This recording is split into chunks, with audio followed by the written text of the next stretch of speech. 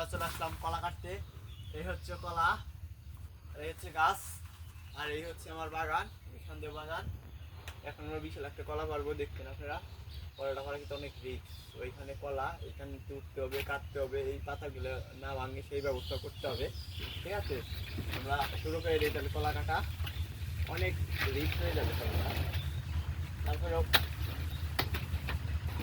কাটার চেষ্টা করতেছি, দেখি কি অবস্থা হয়। অনেক রিস্ক হয়ে যাবে, অনেক রিস্ক।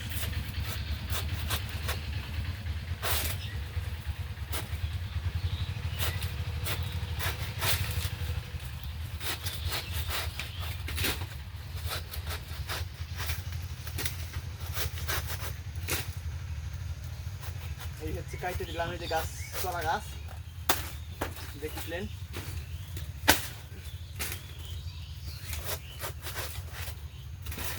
এখন আমরা কলাটা ফেলাবো, রিক্সে আছি, কিভাবে ফেলাম যাই।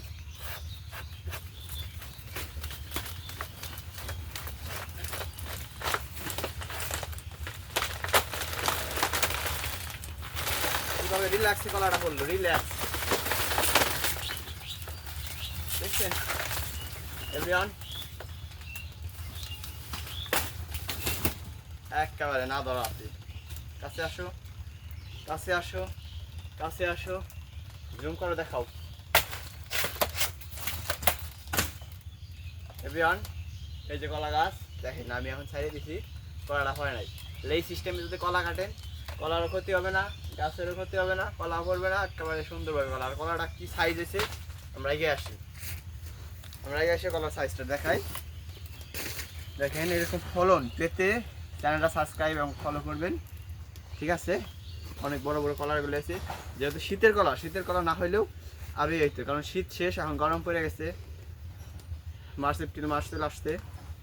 দেখছেন এই যে কলা, ইনশাল্লাহ এরকম ফলন পেতে চ্যানেলটা সাবস্ক্রাইব করবেন। ভিডিওটা ভালো লাগলে লাইক এবং শেয়ার করবেন।